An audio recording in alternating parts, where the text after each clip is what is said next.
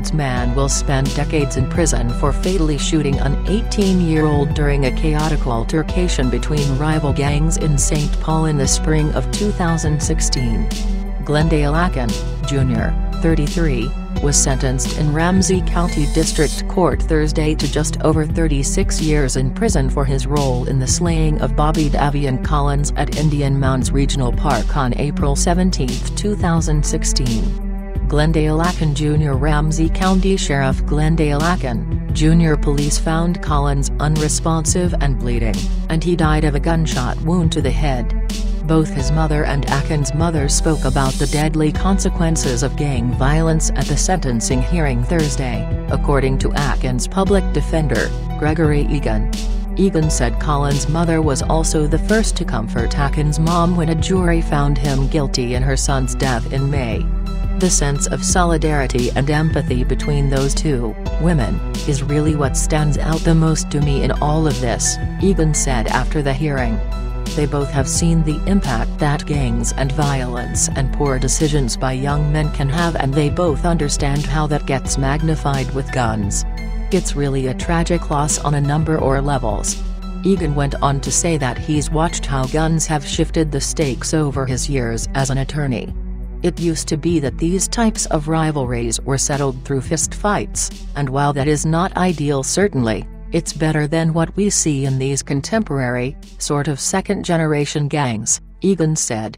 Far too many people have guns now, and guns elevate an already terrible situation and represent the difference between a broken nose and a dead body. The deadly dispute that killed Collins began shortly after 20-year-old Trevor Brooks, a suspected member of the gang Forever After Money, showed up at the park for a barbecue. While he was walking with his girlfriend, a group of men from a rival gang drove by in a black SUV and flashed gang signs at the couple, according to criminal complaints filed in the case. The woman told police that shortly afterward a group of 4 men approached Brooks and that one of them, 19-year-old Rashawn Porter, started egging Brooks on to fight. Nervous that her boyfriend would be jumped instead of allowed a fair one-on-one fight with Porter, she told officers she took out pepper spray and began screaming. The commotion led several other people in the park to come over to see what was happening, including Akin, who had been at the barbecue with the couple. Initially, it appeared that people wanted to keep the fight between Brooks and Porter, but then 25-year-old Samuel Andrew McCormick pulled up his shirt to reveal he had a firearm, the complaint said. Akin then pulled out his own gun. That's when all hell broke loose, court records say.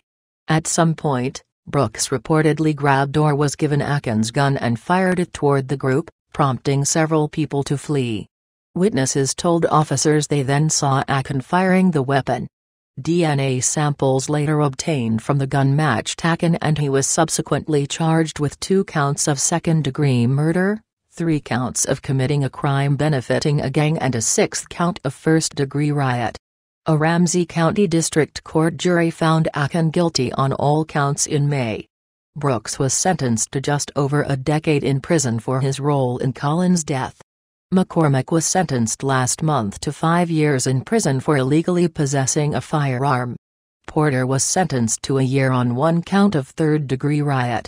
Collins had recently completed high school in a juvenile facility and was looking forward to college when he died, those who knew him said after his death.